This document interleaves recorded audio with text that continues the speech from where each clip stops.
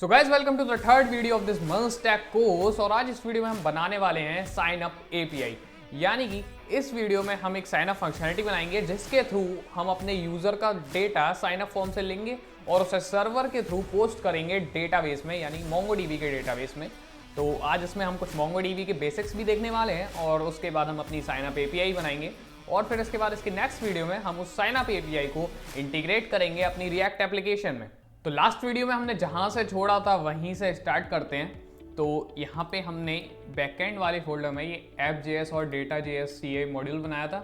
तो मैं data.js का अभी कोई नीड नहीं है, तो मैं इसे डिलीट कर देता हूँ। और जो कुछ हमने फ्रंट एंड में भी चेंजेस किए थे उन्हें तो हम बाद में देख लेंगे जब हम इंटीग्रेट करेंगे अपनी API अपनी रिएक्ट एप्लीकेशन में। और अभी के लिए मैं इस app.js को ऐसा करते हैं, पूरा क्लियर कर देता हूँ और स्टार्टिंग से हम इसमें सर्वर बनाते हैं। तो हमने इंस्टॉल तो कर ही रखा है एक्सप्रेस, बस हमें उसे इंपोर्ट करना है। तो मैं लिखूँगा const express equal to require express। इसके बाद एक मैं वेरिएबल बनाऊंगा ऐप। आप डेफिनेटली इसे कुछ भी वेरिएबल नेम दे सकते हैं, बट ये कन्वेंशन है कि इसे ऐप ही नेम दिया जाता है। फिर हमें एक वेरिएबल नेम बनाना होगा पोर्ट, और पोर्ट नंबर हम दे देते हैं यहाँ पे 5000। अब इसके बाद हमें यहाँ पे अपनी ऐप को लिसन करवाना होगा। तो पोर्ट पे हम इसे लिसन करवाएंगे और उसके बाद यहाँ पे एक फैट एरो फंक्शन लगा देंगे और यहाँ लिख देते हैं हम console.log server is running on port 5000। और अब इसे सेव करते हैं और इस सर्वर को हम रन कर देते हैं। एक मिनट, यहाँ पे कुछ एरर रहा। और ये हमने जो स्प्लिट टर्मिनल खोल रखा है तो मैं एक बंद कर देता हूँ क्योंकि अब एक ही की नीड है इस समय। तो ओके, अभी हम इंस्टाक्लोन में हैं तो यहाँ मैं लिखूँगा cd बैकएंड, जिससे कि यहाँ पे हम पावरशेल जो है हमारा इस बैकएंड वाले फोल्डर में खुल जाएगा। और अब मैं डालूंगा इसमें nodemon ऐप। और यहाँ पे आप देखेंगे console.log में आ गया server is running on port 5000, यानी कि ये जो मेरा सर्वर है ये बिल्कुल परफेक्टली यहाँ पे वर्क कर रहा है। मैं यहाँ पे थोड़ा सा स्पेस और दे देता हूँ इसमें और अब इसे सेव करता हूँ। तो अब आप देखेंगे यहाँ पे पोर्ट और 5000 के बीच स्पेस आ गया। तो यहाँ पे पोर्ट नंबर 5000 पे हमारा सर्वर रन करना है। इसके बाद हम चलते हैं मोंगोडीबी की वेबसाइट पे और उस पर साइन अप करते हैं और हमारे सर्वर को मोंगोडीबी से कनेक्ट करते हैं। तो यहाँ पे हम गूगल सर्च में डाल देते हैं मोंगोडीबी और यहाँ पे हमारी मोंगोडीबी की वेबसाइट आ गई है। तो यहाँ पे हम mongodb.com खोलते हैं। यहाँ पे आपको साइन इन करने का ऑप्शन दिख जाएगा और यहाँ पे तो मैं साइन अप करके दिखा देता हूँ आपको। तो यहाँ अगर आप ट्राई फ्री पे क्लिक करेंगे तो यहाँ पे आपको साइन अप के लिए जो भी रिक्वायरमेंट्स है वो दिखा देगा। तो यहाँ आपको साइन अप के लिए first name, last name, company आप कुछ भी डाल सकते हैं और ईमेल पासवर्ड डालना होगा। तो मैं जल्दी से इन डिटेल्स को फिल करता हूँ और साइन अप करता हूँ। अब यहाँ पे रजिस्टर करने के बाद ये आपको ईमेल वेरीफाई करने के लिए बोलेगा। तो आपके ईमेल पे एक लिंक आ जाएगी जिससे कि आप ईमेल वेरीफाई कर सकते हैं। तो यहाँ पे आपका साइन अप करने के बाद कुछ ऐसी स्क्रीन आ जाएगी जब अपना ईमेल आप वेरीफाई कर देंगे। तो अब यहाँ पे आपको एक डेटाबेस बनाना है। तो यहाँ पे मैं बिल्ड अ डेटाबेस पे क्लिक करूँगा। उसके बाद ये पूछ रहा है कि ये आपको पेड डेटाबेस चाहिए, फ्री चाहिए। तो डेफिनेटली हमें फ्री डेटाबेस चाहिए। इसके बाद यहाँ पे ये कुछ चीज़ें आपको चूज़ करने के लिए बोल रहा है जो कि आप बिल्कुल डिफ़ॉल्ट रहने दे सकते हैं, इसमें कोई प्रॉब्लम नहीं है। और यहाँ पे आप क्लस्टर नेम अपना कुछ भी चूज़ कर सकते हैं। वेल, क्लस्टर 0 ही ठीक रहेगा। और मेक श्योर कि यहाँ पे फ्री लिखा हुआ हो। और यहाँ क्रिएट क्लस्टर पे हम क्लिक करेंगे तो उसके बाद यहाँ पे कुछ ऐसा स्क्रीन आ जाएगा और यहाँ पे आपको यूज़र नेम और यहाँ पे कुछ डिटेल्स डालनी होंगी। तो यहाँ पे मैं यूज़र नेम डालता हूँ और ये यूज़र नेम और पासवर्ड आपको डेफिनेटली याद रखना है क्योंकि ये बहुत इंपॉर्टेंट है। आप जब भी अपने सर्वर से मोंगोडीबी को कनेक्ट करवाएंगे तो ये यूज़र नेम और पासवर्ड का उसमें बहुत बड़ा रोल होगा। तो यहाँ पे आप कुछ भी यूज़र नेम और पासवर्ड डाल सकते हैं, बस आपको उसे याद रखना है। इसमें बेस्ट प्रैक्टिस ये होगी कि अगर आप अपना पासवर्ड नहीं बना रहे हैं, कोई ऑटो जनरेटेड पासवर्ड कर रहे हैं आप, तो इसको आप कॉपी कर लें और यूज़र नेम को भी कॉपी कर लें और एक अलग फाइल में यहाँ पे स्टोर कर लें, जो कि डेफिनेटली आपको प्राइवेट रखनी है। इसके बाद यहाँ पे मैं यूज़र नेम और पासवर्ड डालने के बाद क्रिएट यूज़र पे क्लिक करता हूँ।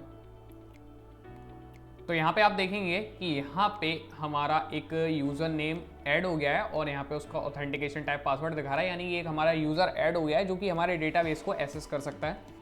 अब इसके बाद सेकंड स्टेप में ये आपको एक आईपी एड्रेस डालना है जिसके थ्रू आप सिर्फ उसी आईपी एड्रेस से अपने डेटाबेस को यहाँ पे एक्सेस कर पाओगे।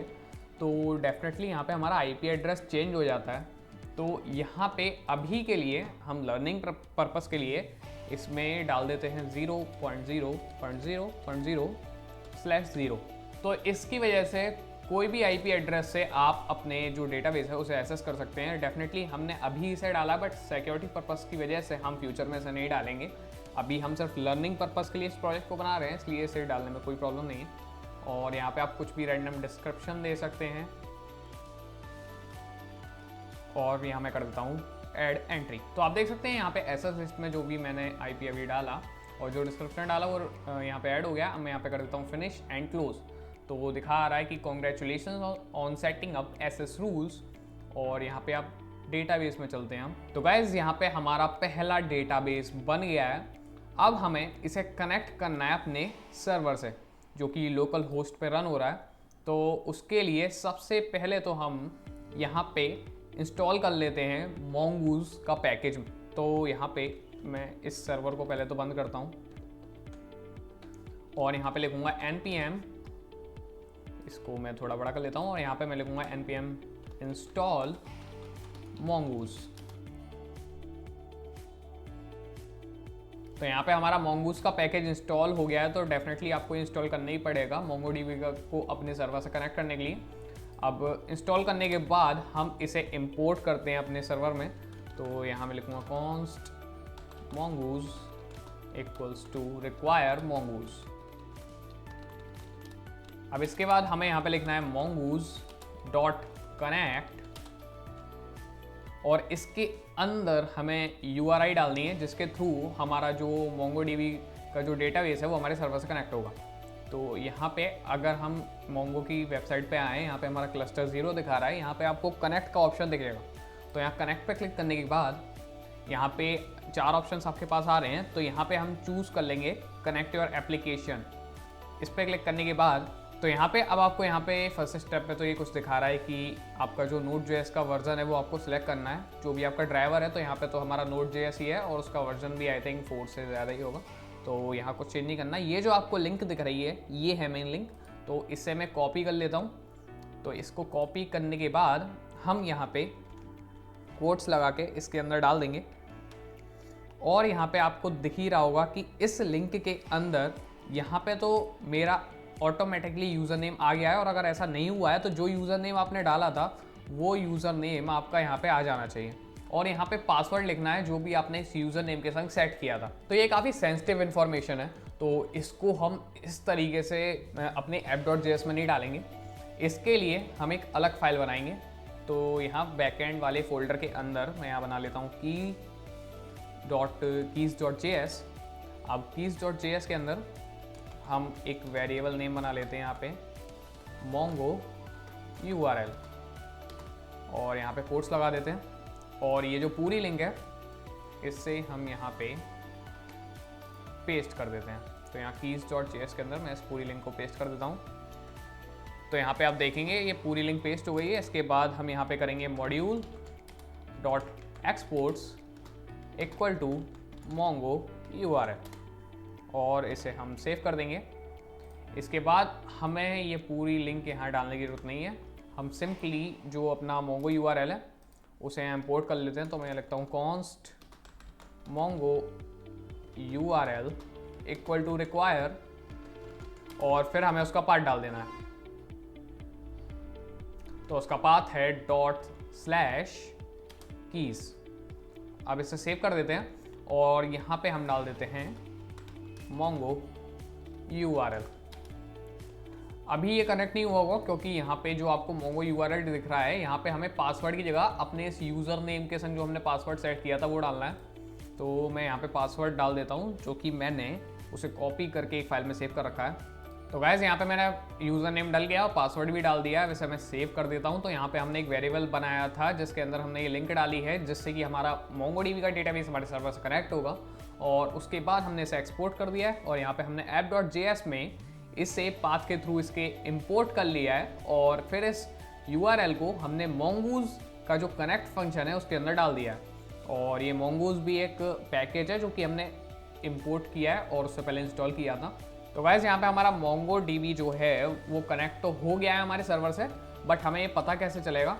तो यहाँ पे हम लिखेंगे mongoose.connection। तो ये mongoose का एक कनेक्शन फंक्शन है और इसके आगे हम लिखेंगे ऑन। तो जब भी कनेक्शन होगा तो कनेक्शन होने पे अगर कनेक्ट हो जाए तो यहाँ पे हम लिखेंगे कनेक्ट और यहाँ लगा देंगे हम एक fed arrow फंक्शन और यहाँ लिख देते हैं console.log successfully connected to Mongo। और जब ऐसा ना हो यानी कि कोई एरर आ जाए तो यहाँ हम इसे कॉपी कर देते हैं सेम कोड को और इस सेम फंक्शन को हम यहाँ पेस्ट कर देते हैं और यहाँ पे आप mongoose.connection ऑन के अंदर यहाँ कनेक्ट की जगह हम कर देते हैं एरर, ताकि कनेक्शन होने पे अगर कोई एरर आए तो वो यहाँ दिख जाए।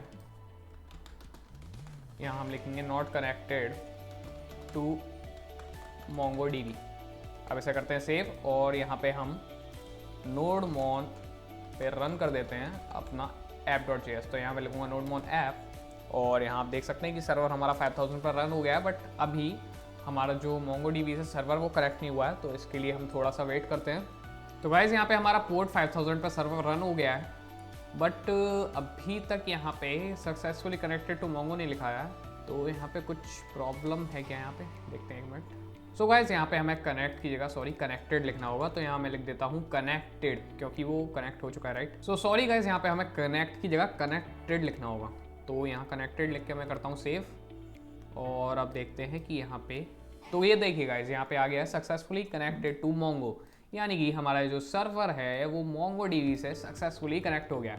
तो अब यहाँ पे हमारे MongoDB से हमारे सर्वर का कनेक्ट होने के बाद अब नेक्स्ट स्टेप में हमें स्कीमा बनाना है। तो स्कीमा क्या होता है? तो बेसिकली एक ब्लूप्रिंट होता है जिससे कि हम MongoDB को बताते हैं कि हम किस टाइप का डेटा उसमें स्टोर करने वाले हैं, उससे लेने वाले हैं। तो इसमें जैसे कि हम साइन अप फॉर्म में नेम, यूज़र नेम, ईमेल और पासवर्ड ले रहे हैं, तो ये हमारा जो डेटा का ये ब्लूप्रिंट है।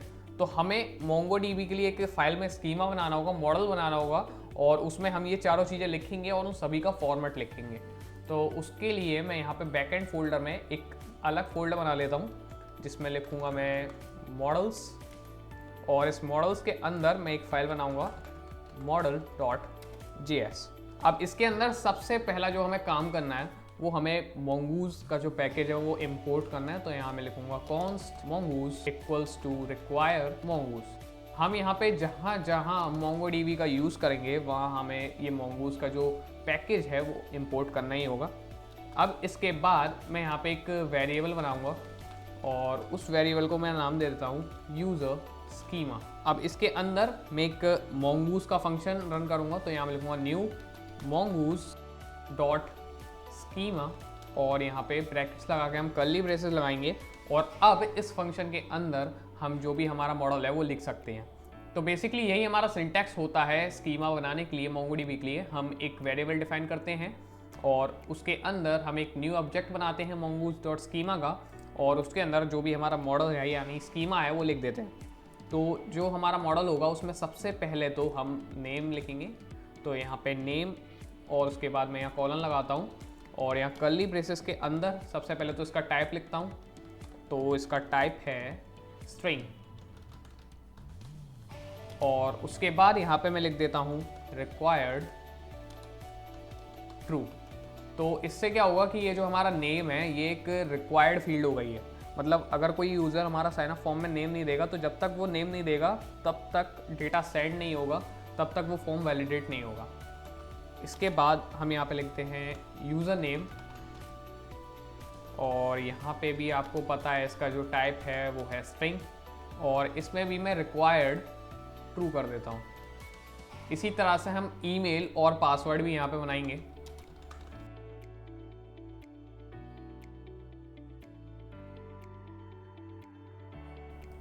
तो यहाँ पे मैं आपको दिखाऊं तो यहाँ पे हमने एक वेरिएबल बना लिया है यूज़र स्कीमा नाम का, जिसके अंदर हमने ये जो हमारा स्कीमा है वो डिफाइन कर दिया है। सबसे पहले तो इसमें नेम आता है जिसका टाइप है स्ट्रिंग और यहाँ पे रिक्वायर्ड हमने ट्रू कर दिया है। इसी तरह से हमने यूज़र नेम, ईमेल और पासवर्ड का भी सबका टाइप स्ट्रिंग कर दिया है और जो उसमें रिक्वायर्ड है वो कर दिया है ट्रू। अब इसके बाद ये जो हमने यूज़र स्कीमा क्रिएट किया है इसे mongoose.model के अंदर हम रैप कर देंगे। तो यहाँ पे मैं लिखता हूँ mongoose.model मॉडल, और इसके अंदर सबसे पहला जो पैरामीटर है वो तो हमें इसे एक नेम देना होगा। तो मैं इससे नेम देता हूँ यूज़र, जिसमें मैं सारे लेटर्स कैपिटल रखूँगा। और उसके बाद यहाँ पे हमें यूज़र स्कीमा लिखना होगा, यानी कि जो भी हमारा वेरिएबल नेम है हमारे mongoose.schema ऑब्जेक्ट का। अब इसके बाद हम इसे सेव करते हैं और यहाँ पे अब हम कहीं पे भी इसका यूज़ कर सकते हैं। तो सबसे पहले तो यहाँ पे इसे इंपोर्ट कर लेते हैं। तो यहाँ पे हम लिखेंगे रिक्वायर और ब्रैकेट्स लगा के यहाँ पे मैं कोड्स के अंदर इसका सिंपली पाथ लिख देता हूँ। यहाँ पे हमें ऐसे कोई वेरिएबल नेम देने की नीड नहीं है। अब इसे हम सेव कर देते हैं। तो यहाँ पे हमने एक यूज़र स्कीमा बना के उसे अपनी app.js में इंपोर्ट कर लिया है। और अब इसके बाद हम अपनी साइन अप फंक्शनलिटी डिज़ाइन करेंगे। तो यहाँ बैकएंड वाले फोल्डर में मैं एक और न्यू फोल्डर बना लेता हूँ, जिसमें मैं लिखूँगा रूट्स, और इसके अंदर मैं एक फाइल बनाऊँगा auth.js नाम से। और इस auth.js के अंदर सबसे पहले तो हमें इंपोर्ट करना है एक्सप्रेस, और उसके बाद हम यहाँ पे इंपोर्ट करेंगे एक्सप्रेस का फंक्शन राउटर।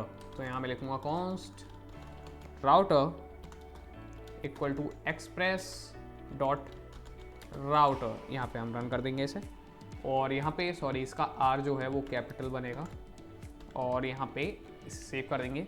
तो अगर आप कंफ्यूज हो रहे हैं कि एक्सप्रेस डॉट राउटर क्या है, तो बेसिकली आप ऐसा समझ सकते हैं कि जो हमने app.get का यूज़ किया था लास्ट वीडियो में, तो ये उसी का थोड़ा सा अपग्रेडेड वर्जन है। तो इसका काम वही है, बट जब हमें बड़ी वेबसाइट्स बनानी होती है और बड़ा हमारा डेटा स्ट्रक्चर होता है तब हम इसका यूज़ करते हैं, क्योंकि ये ज़्यादा उससे थोड़ा कन्वीनियंट है।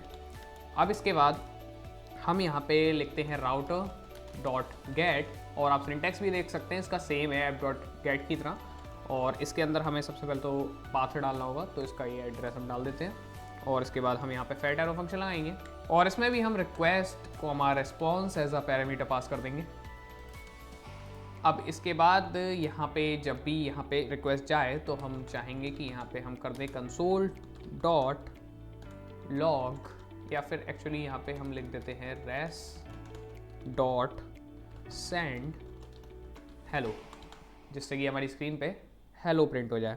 अब इसके बाद ये जो हमारा राउटर है इसे हम एक्सपोर्ट कर देंगे। तो यहाँ मैं लिखूंगा module dot exports equals to router, और इसे एक्सपोर्ट करने के बाद हम यहाँ पे इसे app.js में रजिस्टर कर लेंगे। तो यहाँ पे हम app.use का यूज़ करेंगे, और इस app.use के अंदर हम इसे इंपोर्ट कर लेंगे। और डेफिनेटली अभी आपको नहीं पता होगा ये app.use क्या है, तो यहाँ पे मैं पहले तो पार्ट डाल देता हूँ इसका। और यहाँ पे आप देख सकते हैं यहाँ पे app.use लिख के हमने इसके अंदर ये जो हमारा राउटर है उसे इंपोर्ट कर लिया है।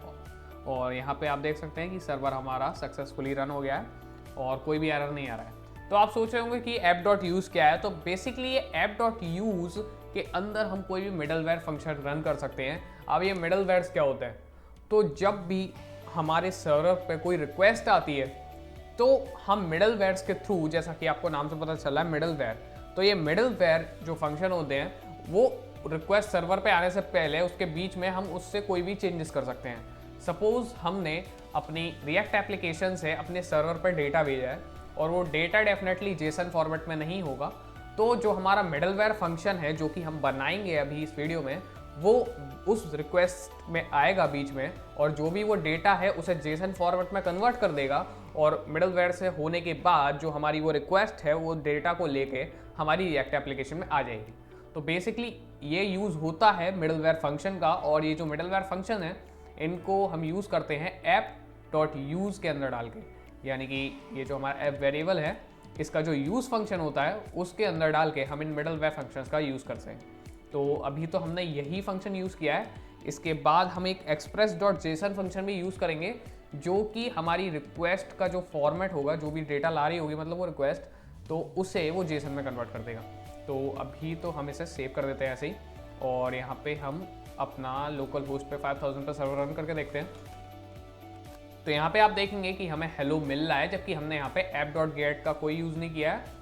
यहाँ पे हमने auth.js में router.get का यूज़ किया है, और वो सेम वर्क कर रहा है जो कि app.get करता है।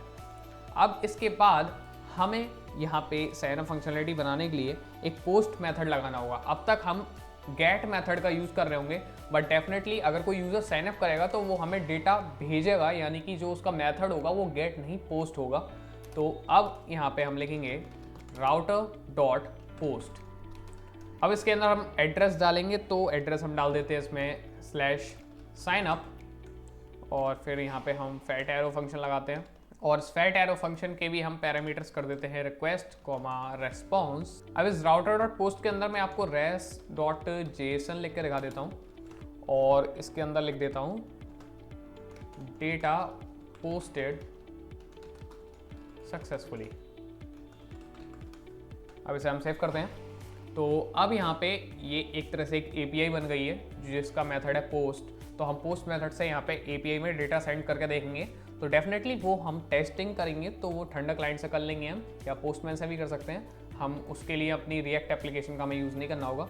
तो यहाँ पे हम सिंपली ये जो आपको मेथड यहाँ पे गेट दिख रहा है, तो गेट की जगह हमें पोस्ट चूज़ करना है, और यहाँ पे हम अपने सर्वर का एड्रेस डाल देंगे जो कि है http://localhost:5000, और यहाँ पे हमें लिखना होगा /signup। अब इसके बाद अगर हम यहाँ पे देखिए, हमने यहाँ पे पोस्ट किया और यहाँ पे हमें जेसन फॉर्मेट में हमें रिटर्न हुआ डेटा पोस्टेड सक्सेसफुली। अब ऐसा करते हैं, हम इसमें कुछ थोड़ा सा डेटा बेच के देखते हैं और यहाँ पे कंसोल में शो करते हैं। तो यहाँ पे हमें लिखना होगा console.log request.body.name।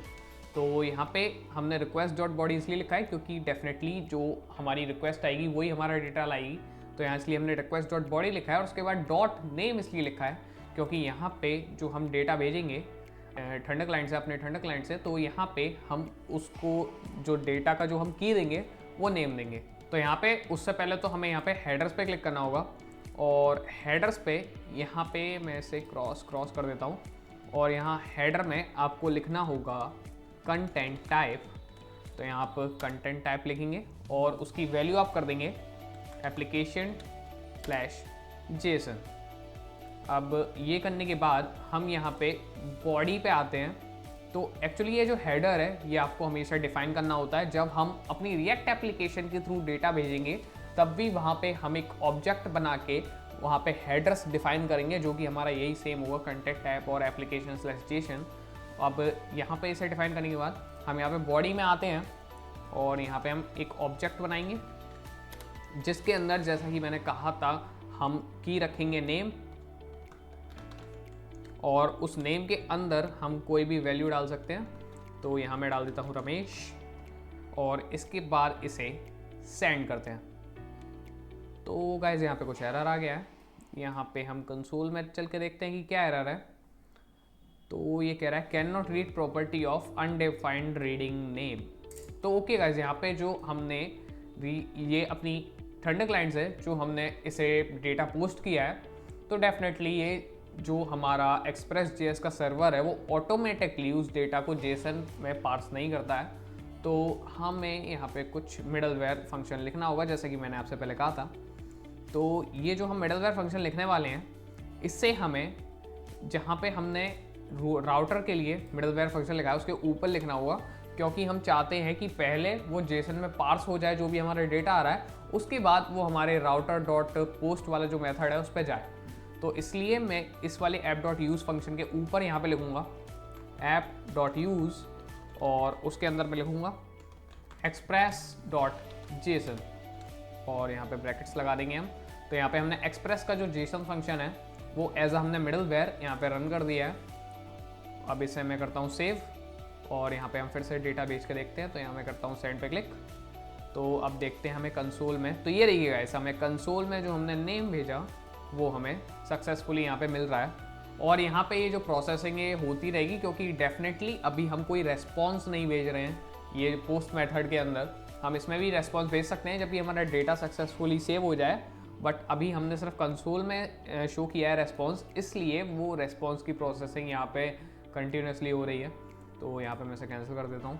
अब इसके बाद हम यहाँ पे auth.js में वापस आते हैं, और अब इसे हम यहाँ से इसे हटा देते हैं, और यहाँ पे हम लिखेंगे कॉन्स्ट, यहाँ पे कर्ली ब्रेसेस लगाएंगे, और जितनी भी हमें इनपुट फील्ड्स चाहिए उन सब का नेम लिखेंगे।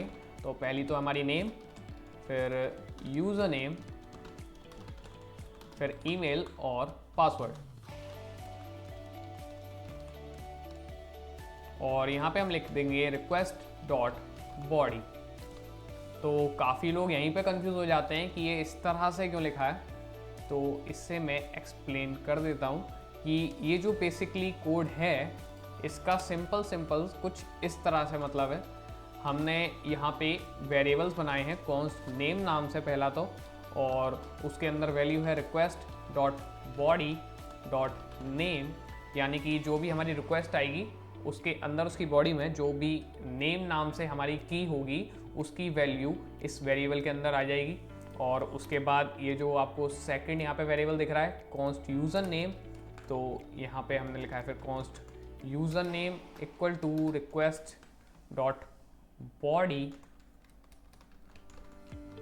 Dot user name. इसी तरह से हमने ईमेल और पासवर्ड, ये चारों लाइंस जो थी ये हमने इस एक लाइन में कर दी है। तो इसी वजह से हम ये करना प्रेफर करते हैं, क्योंकि आप देख सकते हैं हमारा 4 लाइंस का जो कोड था वो सिंपल सी एक लाइन में आ गया है। हमारा काम काफ़ी आसान हो गया है इससे, तो इससे ज़्यादा कंफ्यूज नहीं होना है, इसका सिंपल सा बस यही मतलब है। अब यहाँ पे ये वेरिएबल्स डिक्लेयर करने के बाद हम यहाँ पे auth.js में 2 काम करेंगे। पहले तो हम mongoose यहाँ पे इंपोर्ट कर लेंगे, और उसके बाद हमने जो यूज़र स्कीमा यानी कि जो मॉडल बनाया था उससे हम उसके नेम के थ्रू यहाँ पे इंपोर्ट कर लेंगे। तो यहाँ पे पहले तो मैं एक वेरिएबल डिक्लेयर कर देता हूँ यूज़र नेम से, और उसके बाद यहाँ पे लिखूँगा mongoose.model, और इसके अंदर उस मॉडल का नेम डाल देंगे। अब यहाँ पे हमने ये मॉडल और ये जो हमने mongoose हमारा पैकेज है वो इंपोर्ट कर लिया है। अब उसके बाद हम यहाँ पे इस root.post मेथड के अंदर लिख देते हैं, एक वेरिएबल डिक्लेयर करते हैं यूज़र, और हम इसमें एक नया मॉडल ऑब्जेक्ट बनाएंगे, यानी कि जो हमारा मॉडल है यूज़र जिसमें सारे लेटर्स कैपिटल हैं उसका हम एक नया ऑब्जेक्ट बनाते हैं। और इसके अंदर हम लिख देंगे नेम और ईमेल, यूज़र नेम और पासवर्ड। अब इसके बाद यहाँ पे देखिए हमने एक नया यहाँ पे ऑब्जेक्ट बना लिया है अपने यूज़र स्कीमा का यूज़ करके, जिसके अंदर नेम, ईमेल, यूज़र नेम और पासवर्ड हमने सेव कर दिए हैं, और उससे हमने वेरिएबल नेम दे दिया उस ऑब्जेक्ट को यूज़र। अब ये जो यूज़र है इसे हम सेव कर देते हैं अपने MongoDB डेटाबेस में। तो मैं यहाँ लिखूँगा user.save, और ओके। तो यहाँ पे अब हमें इसके बाद लिखना है .then, और इसके अंदर हम फैट एरो फंक्शन का यूज़ करके लिख देते हैं यूज़र, और यहाँ हम लिखेंगे res.json, और यहाँ पे हम एक मैसेज पास करेंगे सेव्ड सक्सेसफुली।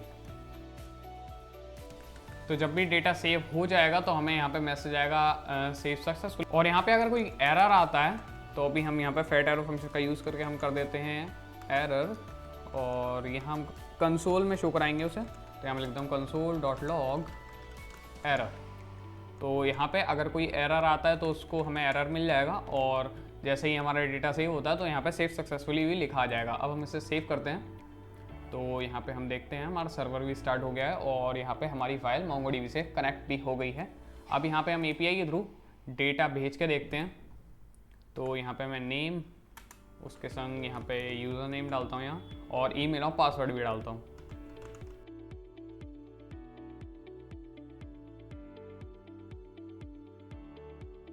अब यहाँ पे सारी डिटेल्स मैंने यहाँ फिल कर दी है, name, user name, email, password, और यहाँ पे मैं सेंड पे क्लिक करता हूँ। तो यहाँ पे हमें मैसेज मिला है सेव्ड सक्सेसफुली। अब हम अपने MongoDB की वेबसाइट पे चल के देखते हैं कि वहाँ पे डेटा सेव हुआ है कि नहीं। तो यहाँ पे क्लस्टर जो 0 है, यहाँ पे आपको ब्राउज कलेक्शंस पे क्लिक करना है। तो जो भी आपका डेटा सेव होगा यहाँ पे कलेक्शंस में दिख जाएगा। सो गाइस, आप यहाँ पे देख सकते हैं कि हमने जो भी डेटा भेजा था, नेम, यूज़र नेम, ईमेल और पासवर्ड, वो यहाँ पे हमारे MongoDB के डेटाबेस में सेव हो गया है। तो आप देख सकते हैं हमारा फंक्शन बिल्कुल परफेक्टली वर्क कर रहा है, बट अभी इसमें काफ़ी सारे इश्यूज़ हैं जो कि हमें सॉल्व करने हैं। तो मैं एक एक करके उसे दिखाता हूँ। तो पहला इशू तो ये है कि सपोज़ मैं यहाँ पे पासवर्ड नहीं भेजता हूँ, और यहाँ पे मैं इसे पहले को हटा देता हूँ। अब यहाँ पे मैंने एक फील्ड नहीं भेजी है और मैं यहाँ सेंड पे क्लिक कर देता हूँ। तो देखिए यहाँ पे एरर आ गया है और आई थिंक यहाँ पे डेटा भी नहीं जाना चाहिए। तो देखिए यहाँ पे डेटा भी नहीं आया है, बट ऐसा हो तो इस कंडीशन में यहाँ पे हमें एक मैसेज यहाँ पे सेंड करवाना है जिससे हमारे यूज़र को पता चले कि उसने कुछ मिस्टेक करी है। हालांकि ये चीज़ फ्रंट एंड के वैलिडेशन में भी आती है, बट हमें बैक एंड में भी इन चीज़ों का ध्यान रखना चाहिए ताकि हमारी वेबसाइट और भी ज़्यादा सिक्योर और प्रोफेशनल हो। तो यहाँ पे ही हम auth.js में यहाँ हमने जो वेरिएबल डिक्लेयर किए हैं इसके नीचे एक इफ स्टेटमेंट लगाते हैं और इसके अंदर हम लिखते हैं नॉट नेम और नॉट ईमेल और नॉट यूज़र नेम और नॉट पासवर्ड।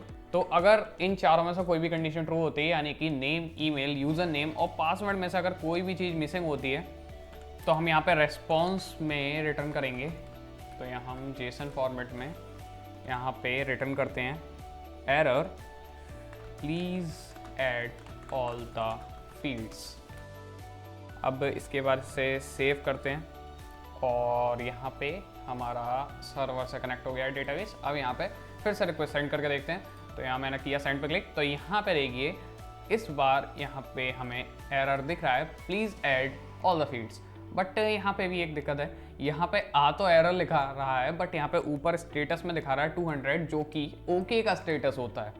जैसे कि अलग अलग स्टेटस होते हैं ना, जब कुछ चीज़ नहीं हमें पेज नहीं दिखता है तो वहाँ पे आता है एरर 404 नॉट फाउंड। इसी टाइप से अलग अलग स्टेटस कोड्स होते हैं। तो यहाँ पे एटलीस्ट 200 तो नहीं आना चाहिए, जो कि ऑल थिंग्स जब सही वर्क कर रही होती है उसका स्टेटस होता है।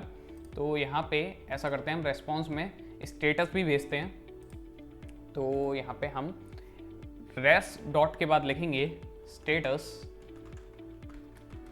और यहाँ पे हम ब्रैकेट्स लगाएंगे और यहाँ डॉट लगा देते हैं। तो अब हमारा कुछ कोड ऐसा बन गया है response dot status dot JSON और स्टेटस हम जो भेजेंगे वो भेज देते हैं 422। इसका मतलब होता है कि जो रिक्वेस्ट आई है हमारा सर्वर उससे समझ तो गया बट कुछ प्रॉब्लम्स की वजह से कुछ एरर आ रहा है उसमें, तो उसे प्रोसेस नहीं कर सकता। तो यहाँ पे हम सेव करते हैं और यहाँ पे हम फिर से रिक्वेस्ट भेजते हैं। तो ये देखिए गाइस, अब यहाँ पे हमारे स्टेट में 422 दिखा रहा है, जो कि होता है अनप्रोसेसेबल एंटिटी, यानी कि उससे रिक्वेस्ट समझ में आ गई है बट उसे वो प्रोसेस नहीं कर सकता क्योंकि उसमें कुछ चीज़ मिसिंग है, कुछ एरर है। ओके, तो हमने ये यहाँ पे जो हमारी इशू था वो सॉल्व कर दिया है। अब यहाँ पे अगला इशू देखते हैं। तो सपोज़ यहाँ पे हमने ranul@gmail.com से यहाँ पे हमने साइन अप किया है। तो सपोज़ अब कोई और यूज़र आता है वो भी सेम ईमेल से साइन अप करता है, तो देखते हैं क्या होता है। तो यहाँ पहले मैं पासवर्ड डाल देता हूँ, अदरवाइज़ जो हमारा डेटा है वो सेव ही नहीं होगा। तो अब यहाँ पे मैं इसे रीसेंड करता हूँ। तो आप देख सकते हैं यहाँ पे ईमेल सेव है, सब डिटेल्स सेम हैं, तब भी हमारा ये जो डेटा है यूज़र का वो सक्सेसफुली यहाँ पे सेव्ड दिखा रहा है। और यहाँ पे अगर हम डेटाबेस में चल के देखें तो आप देखेंगे यहाँ पे 2 डॉक्यूमेंट आ गई हैं, दोनों की ऑब्जेक्ट आईडी डिफरेंट है बट बाकी सारी डिटेल्स बिल्कुल ही सेम है। तो यहाँ पे एक बार को यूज़र का जो नेम है वो सेम हो सकते हैं, कई सारे सेम नेम के यूज़र होते हैं, और पासवर्ड भी सेम हो तो इतनी प्रॉब्लम नहीं आएगी। बट यहाँ पे जो यूज़र नेम है, जो यूज़र नेम तो बिल्कुल यूनिक होता है और ईमेल भी डेफिनेटली सबका यूनिक ही होता है, तो ये 2 चीज़ें बिल्कुल भी सेम नहीं होनी चाहिए। तो अब हम यहाँ पे कुछ ऐसा कोड लिखेंगे कि कोई यूज़र अगर कोई यूज़र नेम और ईमेल डालता है और वो यूज़र नेम या ईमेल हमारी जो वेबसाइट है उस पर पहले से ही एग्जिस्ट करता है, उससे कोई यूज़र रजिस्टर्ड है ऑलरेडी, तो जो हमारा डेटाबेस है, जो हमारी वेबसाइट है, उस यूज़र नेम या ईमेल को अलाउ नहीं करेगी। तो हमारी इस रिक्वायरमेंट के लिए हम यूज़ करेंगे फाइंड वन फंक्शन का, जो कि MongoDB का ही एक फंक्शन होता है। तो ये फंक्शन कुछ ऐसा होता है, ये रिटर्न करता है वो डॉक्यूमेंट जो कि सेटिस्फाई करती हैं उन कंडीशंस को जो कि हम इस फाइंड वन फंक्शन के अंदर लिखते हैं। तो इसको ऐसे आपको इतना समझ में नहीं आएगा, हम सीधे प्रैक्टिकल इसका यूज़ करके देखते हैं। तो यहाँ पे इफ स्टेटमेंट के बाद हम यहाँ पे लिखते हैं कैपिटल लेटर्स में यूज़र। ये बेसिकली यूज़र आपको अब तक समझ ही आ गया होगा, ये हमारा मॉडल नेम है और हर जगह हम इसका यूज़ कर रहे हैं। तो अगर इस मॉडल में हम लगाते हैं फाइंड वन फंक्शन, अब इसके अंदर हम कंडीशंस डालेंगे। तो जो हमारी कंडीशन होगी वो ये है कि ईमेल, पहले हम सिर्फ ईमेल डालेंगे, यूज़र नेम हम बाद में करेंगे। तो अगर जो भी ईमेल यूज़र ने डाला है तो उस ईमेल को ये चेक करेगा पूरे डेटाबेस में, और अगर कोई ईमेल उस ईमेल से मैच करता है तो उस कंडीशन में ये हमें उस यूज़र की डिटेल्स ला के दे देगा। तो यहाँ पे अगर मैं लिखता हूँ देन, और यहाँ पे हम लगाएंगे फैट एरो फंक्शन, और इसके अंदर हम ये फैट एरो फंक्शन में पैरामीटर दे रहे हैं जो कि डेफिनेटली आप कुछ भी दे सकते हैं। तो यहाँ पे मैं ऐसे दे देता हूँ सेव यूज़र, और यहाँ पे मैं कंसोल में दिखा देता हूँ आपको, ये console.log saved यूज़र। अब इसे हम सेव करते हैं। अब इसके बाद मैं रिक्वेस्ट भेजूंगा सेम इसी सब कुछ डिटेल्स के संग। तो अगर देखिए मैं यहाँ पे इस रिक्वेस्ट भेजता हूँ, सेंड करता हूँ, तो यहाँ पे ये सेव सक्सेसफुली तो दिखा रहा है। यहाँ पे आप देखेंगे कि हमें कंसोल में ये हमारी यूज़र की डिटेल्स मिल गई है जो कि वहाँ पे पहले से ही सेव्ड है। आप देख सकते हैं कि यहाँ पे नेम मिल रहा है, यूज़र मिल रहा है, और सब कुछ हमें मिल रहा है क्योंकि उसने उस ईमेल से सेम यूज़र हमारा यहाँ पे देख लिया है। तो इसी चीज़ का यूज़ करके हम यहाँ पे कोड लिख सकते हैं कि अगर यहाँ पे ये जो हमारा देन फंक्शन है, इसके अंदर हमें कोई चीज़ रिटर्न हो रही है, क्योंकि अगर वो ईमेल से वो कोई यूज़र फाइंड करेगा तो डेफिनेटली वो हमें रिटर्न करेगा। तो अगर ये user dot find one function हमें कोई चीज़ रिटर्न कर रहा है, तो जो हमारा ये यूज़र डॉट सेव वाला फंक्शन है और ये पूरा फंक्शन है, ये नया ऑब्जेक्ट बनना है, ये सब चीज़ें ना रन हो। तो उसके लिए हम इसी फैट एरो फंक्शन के अंदर लिख देते हैं, यहाँ पे हमें एक इफ़ स्टेटमेंट लगानी होगी। तो यहाँ पे हम लिखते हैं इफ़ सेव यूज़र, तो अगर सेव्ड यूज़र एग्जिस्ट करता है तो उस कंडीशन में हम यहाँ पे एक एरर रिटर्न करेंगे। तो यहाँ पे हम करेंगे रिटर्न रेस्पॉन्स डॉट स्टेटस, भी हम यहाँ रिटर्न कर देते हैं रेस्पॉन्स डॉट स्टेटस 422। फिर यहाँ पे डॉट हम जेसन में यहाँ पे रिटर्न करेंगे हमारा एरर। तो यहाँ कर्ली ब्रेसेस और यहाँ पे लिखूँगा एरर, और यहाँ पे अब हम एरर देते हैं user already exist with that email. और अगर ये कंडीशन जो है ट्रू नहीं होती है, मतलब कि ये सेव्ड यूज़र एग्जिस्ट नहीं करता है, तो हम चाहते हैं कि हमारा डेटा सेव हो जाए। तो उसके लिए हमें ये जो पूरा ऑब्जेक्ट हमने क्रिएट किया है ये, और ये जो हमारा फंक्शन है, इसे इस स्टेटमेंट के अंदर डालना होगा। तो ये मैं इसे पूरा पहले तो कॉपी कर लेता हूँ यहाँ से, और ये एक्चुअली यहाँ से कट कर देता हूँ मैं। और इसके बाद ये जो इफ़ स्टेटमेंट आपको दिख रही है, तो इसका ये जो रेस्पॉन्स है, इसके बाहर मैं इसे पेस्ट कर देता हूँ। तो अब इसे सेव करके देखते हैं कि कैसा जो हमारा साइन अप फंक्शनलिटी है, जो हमारी एपीआई है, वो कैसी वर्क कर रही है। तो अब यहाँ पे हम जाएंगे यहीं लोकल होस्ट पे। तो यहाँ हमने name, user name, email, password सब दे रखा है। अब यहाँ पे हम सेंड पे क्लिक करते हैं। तो ये देखिए गाइस, यहाँ पे आ रहा है स्टेटस 422 अनप्रोसेसेबल एंटिटी, और एरर आ रहा है user already exist with that email. और अगर मैं यहाँ पे ईमेल चेंज कर देता हूँ तो यहाँ मैंने ईमेल चेंज किया और सेंड किया, तो ये देखिए गाइस, यहाँ पे मैसेज आया सेव सक्सेसफुली। और हम यहाँ डेटाबेस में देखें तो यहाँ पे मैं करता हूँ रिफ्रेश, और आप देख सकते हैं कि यहाँ पे हमारा ये जो RANU से जो हमारा जीमेल था वो सेव हो गया है। लेकिन यहाँ पे एक और यहाँ पे प्रॉब्लम है, लेकिन जो हमारा यूज़र नेम है वो भी यहाँ पे जो यूज़र नेम है वो तो देखिए सेम है, रामू रामू। तो हमें यूज़र नेम के लिए भी सेम कंडीशन में डाली होगी। तो यहाँ पे हम आते हैं वापस auth.js में, और यहाँ पे जो हमने फाइंड वन के अंदर ये जो कंडीशन डाली है ईमेल वाली, यहाँ पे हम ईमेल और यूज़र नेम दोनों की कंडीशन डालेंगे। तो उसका सिंटैक्स कुछ डिफरेंट होता है। तो यहाँ पे हमें सबसे पहले लगाना होगा डॉलर का साइन, फिर यहाँ पे लिखना होगा मैं और, फिर हम लगाएंगे कॉलन, उसके बाद यहाँ पे बिग ब्रैकेट्स लगाएंगे। अब इन बिग ब्रैकेट्स के अंदर हम वो दोनों कंडीशंस लिख सकते हैं। तो पहले मैं कर्ली ब्रेसेस लगा के लिखता हूँ ईमेल, अब यहाँ कॉमा लगाऊंगा, और second curly braces user name और कॉलन यूज़र नेम। अब यहाँ पे इसे करते हैं सेव, और फिर से ट्राई करके देखते हैं। तो यहाँ पे मैं यहाँ पे ईमेल चेंज कर देता हूँ, और यहाँ पे जो यूज़र नेम है वो सेम रहने देता हूँ। तो अगर हम सेंड करेंगे तो ये देखिए गाइस, यहाँ पे सेंड नहीं हुआ है हमारा, मतलब डेटा सेव नहीं हुआ है, और यहाँ पे हमारे पास एरर आ गया है। और इस एरर को थोड़ा चेंज कर देते हैं, यहाँ पे कर देते हैं user already exist with that email और यूज़र नेम, कर देते हैं इसे सेव। अब यहाँ पे अगर हम देखें तो यहाँ पे मैं सेंड पे क्लिक करूँगा, तो आप देख सकते हैं कि ये इशू फिक्स हो गया है। और अगर मैं यहाँ पे यूज़र नेम और चेंज कर देता हूँ, तो यहाँ से मैं यू हटा देता हूँ, और उसके बाद सेंड पे क्लिक करता हूँ, तो यहाँ पे देखिए लिखा गया मैसेज सेव सक्सेसफुली। और यहाँ पे हम देखते हैं अपने डेटाबेस में, तो यहाँ पे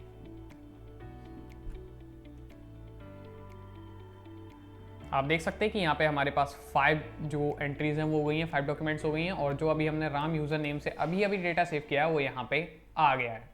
तो गाइस आप देख सकते हैं सारे इश्यूज सॉल्व हो गए हैं, बस लास्ट इशू और इसमें रह गया है और वो है पासवर्ड का। आप देख सकते हैं कि इसमें जो यूज़र का पासवर्ड है वो हम देख सकते हैं, जो कि एक बिल्कुल भी अच्छी चीज़ नहीं है। यूज़र का जो पासवर्ड है वो पूरी तरह से प्रोटेक्टेड रहना चाहिए, वो यूज़र के अलावा किसी और को नहीं पता होना चाहिए। तो इस यूज़र पासवर्ड को हम हाइड करने के लिए यूज़ करेंगे एक नोड के पैकेज मैनेजर का जिसका नाम है bcrypt। तो यहाँ अगर मैं bcrypt डालता हूँ तो ये देखिए आ गया है bcrypt npm। तो एक लाइब्रेरी है जो कि हेल्प करती है हमें पासवर्ड्स को हैश करने के लिए, तो हम इसी का यूज़ करते हैं।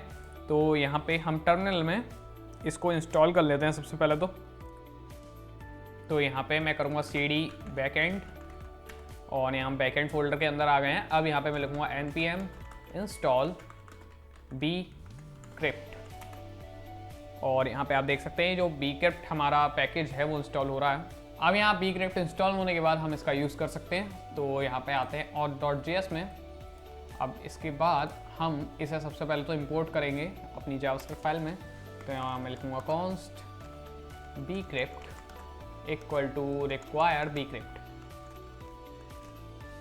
अब यहाँ पे इसे इंपोर्ट करने के बाद इससे हमें पासवर्ड हैश करना है ना, तो यहाँ पे जब हमारा डेटा सेव कर रहा हो तभी हमें ये फंक्शन रन करना है। जैसा कि आप देख सकते हैं कि अगर ये इफ स्टेटमेंट ट्रू होती है तो हमारा डेटा सेव होगा ही नहीं। अगर ये इफ स्टेटमेंट फॉल्स नहीं होती है तो ये वाली कंडीशंस जो है वो रन होगी और एक न्यू ऑब्जेक्ट बनेगा और वो न्यू ऑब्जेक्ट हमारे सेव हो जाएगा डेटाबेस में। तो इन कंडीशंस को हमें उस फंक्शन के अंदर डालना होगा। तो यहाँ पे मैं लिख देता हूँ bcrypt.hash, ये सिंटैक्स होता है bcrypt यूज़ करने का, और इसके अंदर हम लिखेंगे पासवर्ड और इसके अंदर हमें नंबर डालना है। तो देखिए पहला तो ये हमें डेटा डालना होता है जो भी हम चेंज करेंगे, उसके बाद हमें नंबर डालना होता है। नंबर मतलब कि आप पासवर्ड जो वो हैश करेगा, जो सिस्टम पासवर्ड को हैश करेगा, तो आप चाहते हैं कि वो पासवर्ड कितने ज़्यादा अलग अलग नंबर्स में हैश हो जाए। अब वो डिपेंड नहीं करता कि पासवर्ड 8 वर्ड्स का है, 9 वर्ड्स का, 10 या 12 वर्ड्स का या 15 वर्ड्स का। जो भी हम यहाँ पे सिलेक्ट करेंगे तो पासवर्ड उतने नंबर्स में अलग अलग तरीके से हैश हो जाएगा, उसको एल्गोरिथम उसे अपने आप हैश कर देगा। तो जितना ज़्यादा हम नंबर्स यहाँ डालेंगे उतना ही स्ट्रॉन्ग पासवर्ड होगा। जो डिफ़ॉल्ट होता है वो उसका 10 होता है, हम यहाँ 12 डाल देते हैं। तो अब यहाँ पे हमने 12 डाल दिया है। अब इसके बाद हमें यहाँ लिखना है .then, कॉल बैक फंक्शन लगाएंगे हम, और इसके बाद .then के अंदर हम एक फैट एरो फंक्शन लगा देंगे। अब इस फैट एरो फंक्शन में ये जो पैरामीटर है यहाँ पे तो हम कर देंगे हैश्ड पासवर्ड, क्योंकि ये जो हमारा bcrypt.hash फंक्शन है ये हमें रिटर्न कर रहा होगा एक हैश्ड पासवर्ड। आप डेफिनेटली एक पैरामीटर है, हमेशा याद रखिए ये चीज़ें, और ये बस मैं कन्वीनियंस के लिए नाम दे रहा हूँ ताकि कोड ज़्यादा रीडेबल हो, वरना आप कोई भी नाम यहाँ पे दे सकते हैं। बस यहाँ पे रीडेबिलिटी के लिए यहाँ पे हैश्ड पासवर्ड दिया जाता है नहीं। और इसके बाद हम इस कर्ली ब्रेसेस के अंदर ये जो हमारा जितना भी कोड है ये न्यू ऑब्जेक्ट बनाया और हमने सेव किया है, ये हमारा पासवर्ड मतलब डेटा, ये हमने न्यू ऑब्जेक्ट बनाया और ये हमने डेटा सेव किया है। तो इस पूरे डेटा को हम यहाँ पे अंदर इसके डाल देंगे। तो आई थिंक हमें बस यहीं तक डालना है। तो इससे मैं यहाँ पे कर देता हूँ पेस्ट और यहाँ सेव करता हूँ। तो आप ट्राई करके देखते हैं कि जो हमारी API है वो ठीक से वर्क कर रही है कि नहीं। तो यहाँ पे मैं सेंड करता हूँ, तो अभी तो एरर आएगा क्योंकि मुझे ईमेल और यूज़र नेम चेंज करने हैं, और नेम भी मैं चेंज कर देता हूँ। ऐसा करते हैं, तो मैं नेम रखता हूँ इसका लूसीफर और यूज़र नेम कर देता हूँ लूसी, और जीमेल में यहाँ कर देता हूँ lucy@gmail.com, और पासवर्ड में यहाँ रख देता हूँ ऐसे ही कुछ भी रैंडम। तो यहाँ मैंने कर दिया 789456123, और यहाँ पे हमने सारी डिटेल्स फिल कर दी हैं। अब इसके बाद हम इसे सेंड कर सकते हैं। 1 मिनट, ये एक कोड हमें हटाना होगा, थोड़ा एरर आ रहा था। तो यहाँ पे हमने सारी डिटेल्स फिल कर दी हैं। अब मैं यहाँ पे सेंड पे क्लिक करता हूँ, तो ये देखिए मैसेज सेव्ड सक्सेसफुली, हमारा डेटा सक्सेसफुली हमारे मोंगो डेटाबेस में चला गया है और सेव हो गया होगा। अब यहाँ पे हम रिफ्रेश करके देखते हैं मोंगो DB के डेटाबेस में कि हमारा डेटा कैसा दिख रहा है और सेव हुआ है कि नहीं। तो ये देखिए गाइज, यहाँ पे अब 6 एंट्रीज दिखा रहा है, मतलब कि एक और डॉक्यूमेंट बढ़ गया है जो कि हमारा लेटेस्ट डेटा है। तो ये देखिए, name Lucifer, user name Lucy, यहाँ पे ईमेल आपको दिखा रहा है lucy@gmail.com, बट यहाँ पासवर्ड तो वही है, पासवर्ड तो हम अभी भी देख सकते हैं। तो ये पासवर्ड यहाँ पे क्यों नहीं चेंज हुआ, तो यहाँ देखते हैं कुछ प्रॉब्लम हुई है क्या। तो हाँ गाइज, हम यहाँ पे ये जो नया ऑब्जेक्ट बना रहे हैं, यहाँ पे तो हम पासवर्ड ही यहाँ पे डाल रहे हैं।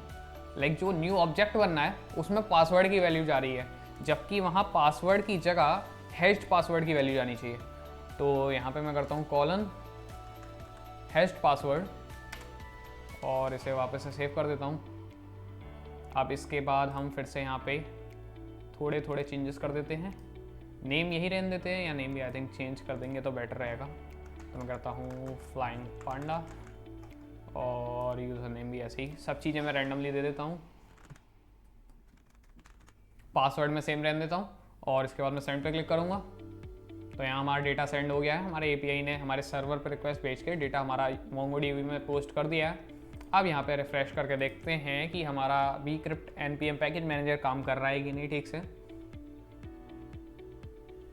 तो आप देख सकते हैं यहाँ 7 एंट्री हो गई हैं और अब देखते हैं। तो आप देख सकते हैं ऑब्जेक्ट आईडी नेम फ्लाइंग पांडा, यूज़र नेम पांडा, ईमेल आपको दिख ही रहा है। और अगर हम यहाँ बात करें पासवर्ड की, तो ये देखिए गाइस, यहाँ पे ये जो हमारा पासवर्ड है ये यहाँ पूरी तरीके से यहाँ पे हैश हो गया है और हमें पासवर्ड नहीं दिख रहा है। तो आप देख सकते हैं कि हमारा ये bscript का जो पैकेज मैनेजर है वो परफेक्टली वर्क कर रहा है। यहाँ पे कोई भी इशू नहीं है।